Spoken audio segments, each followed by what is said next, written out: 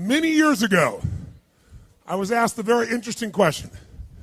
Somebody asked me a question, they raised their hand in a seminar and said, Tony, can you change people that don't want to change? Of course you can change people who don't want to change. All you need is the right kind of. If you have enough leverage where change becomes an absolute. Now for some people, leverage is not even the threat of their own life. Some people would rather die than have you tell them what to do. And so that's not the leverage.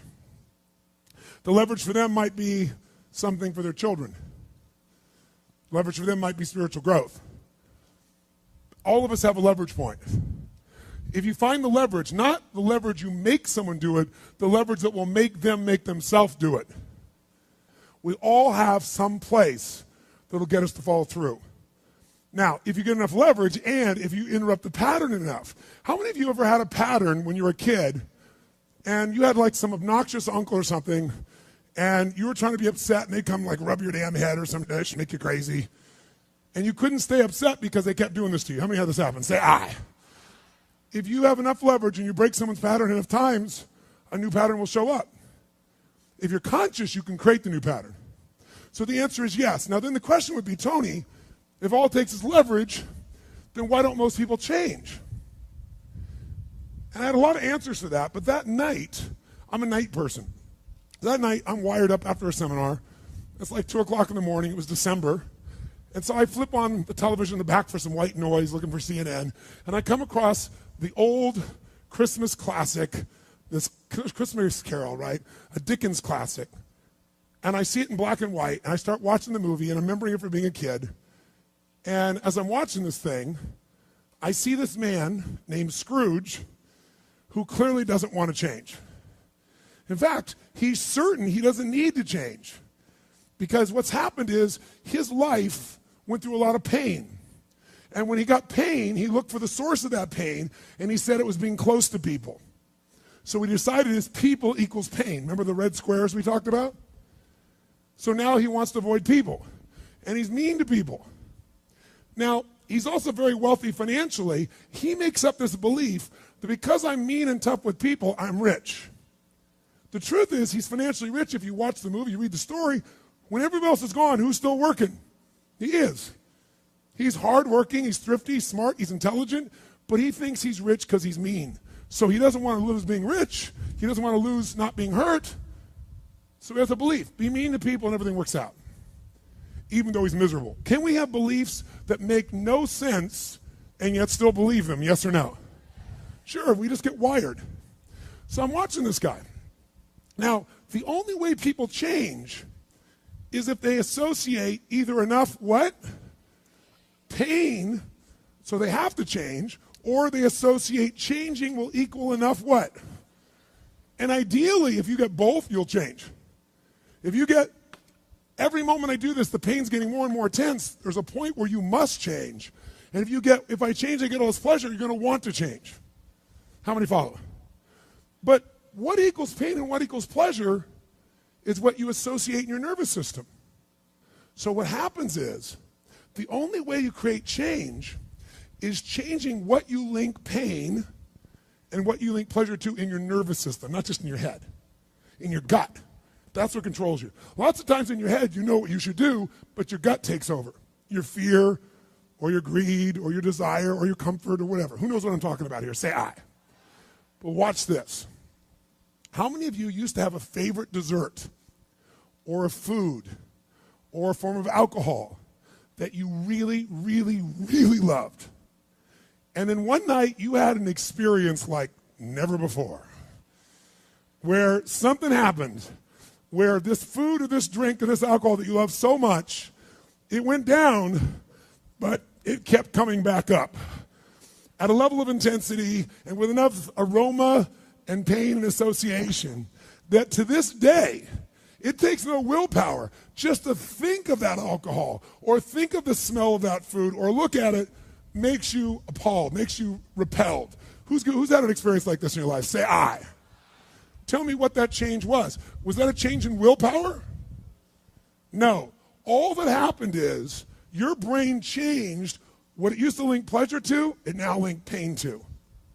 When you link enough pain, it takes no willpower, you're going to avoid it. The problem is some of you are linking pain to things you need, like exercise, right? Or pain what you need, like a relationship, right? And it's the wrong association, but it's going to control your life. Your job is to change what you link pain and pleasure to. So that night, what was pleasure became pain, and now it takes no willpower, you just avoid it. So we call that changing what you associate to things in your nervous system, or for short, a neuroassociative change. In other words, changing in your nervous system, what you associate pain and pleasure to. So, by the way, in this Christmas Carol story, does this man Scrooge change his life? Yes or no? He didn't want to change. Does he change his life a little or completely? And by the way, how fast? In a heartbeat, in one evening. How does it happen? 3 neuroassociative conditioning specialists show up at his house. Right? 3 ghosts show up, and what do? They get him to link a massive, unbearable amount of what? To all the things he did in the past around people. Then they go to everything he has in the present, pain, and everything in the future, pain, till there's so much, there was nowhere to escape. Here's the other reason why people don't change.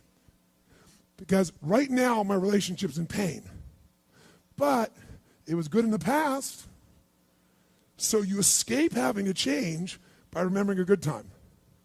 Or I might be coughing and having these problems with cigarettes right now, but you know what? George Burns lived to be 102.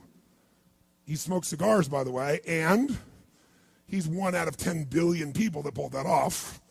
But let's not confuse ourselves with ratios. So you make up what the future is. If your present is painful, you can escape to the past and get out of the pressure to change. How many follow this? Say I. Or you can escape to a future because no one knows what it is for sure and you can make it up. But if your brain links it's been painful in the what? Past, and it's even worse it'll change like that.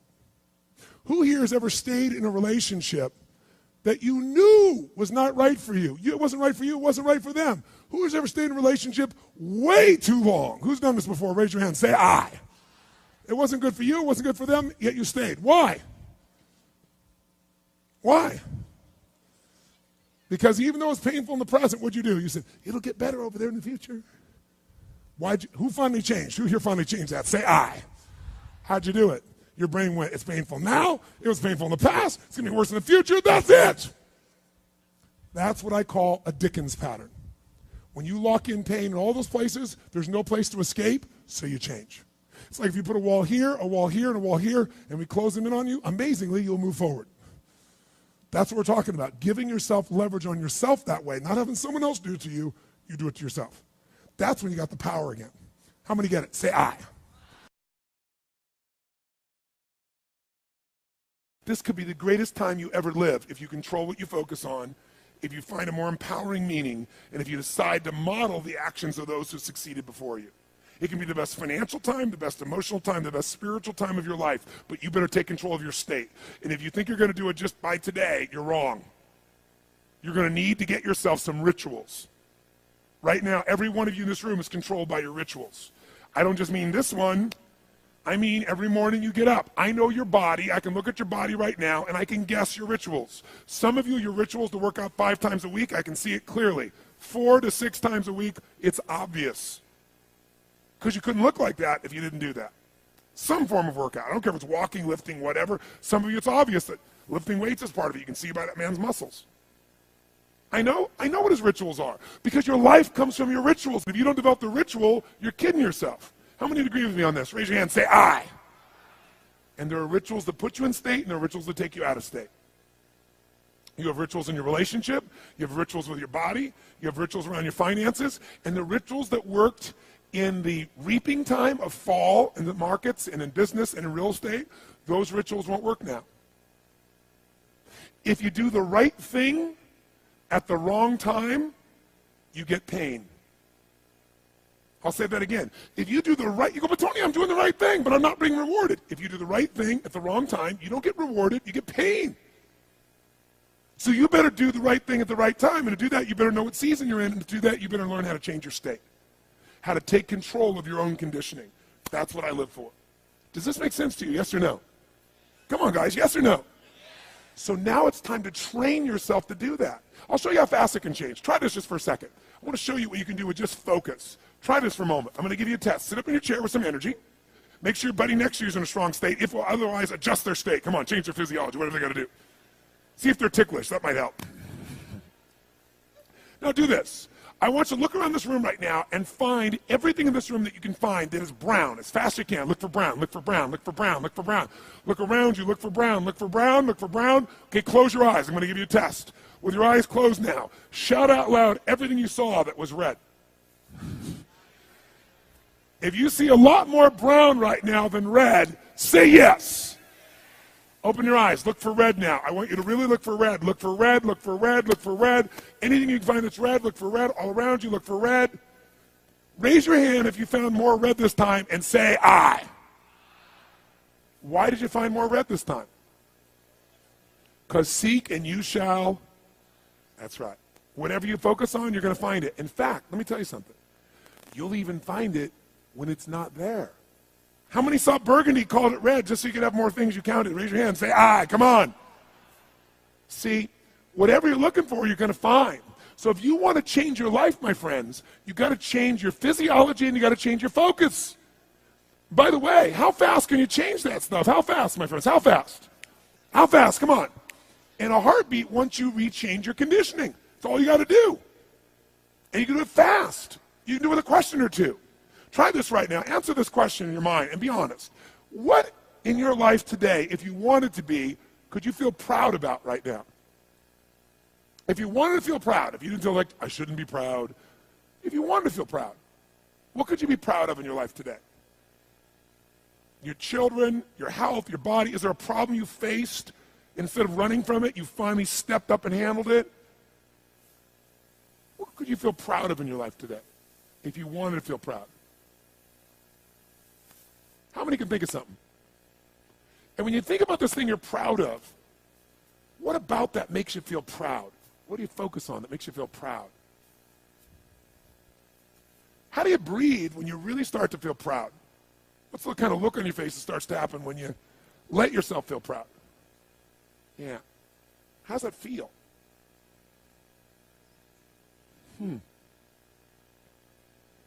Think of another area of life. Think of an area of your life that you're grateful for. Or if you go, I'm not grateful. If you wanted to be grateful, what's an area you could feel grateful for? What could you feel grateful for if you really wanted to feel grateful? How many can think of something you could feel grateful for? Let me see your hands. And what about that are you grateful for? What do you focus on that makes you feel grateful? How does it feel when you're really, truly feeling filled with gratitude?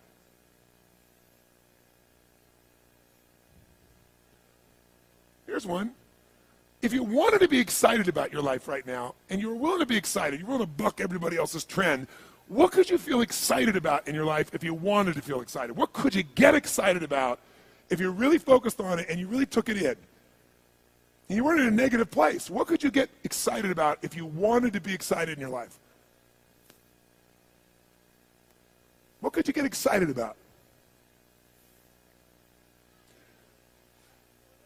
How many of you can think of something you feel excited about right now? Raise your hand. Let me see your hand. Say I. When you're really excited about it, what about that excites you? Or when you're really excited, how do you feel? How do you speak? What's your life like? By the way, when you're excited, does it tend to touch other people? Yes or no? Absolutely. By the way, do people have a tendency, by the way, who feels different right now than just even a couple moments ago? Raise your hand and say I. Why? Because focus is controlled by questions. If you ask a different question continuously, not once, continuously, you will get a different answer. If you ask a lousy question, you get a lousy answer and a lousy state. Somebody says, why does this always happen to me?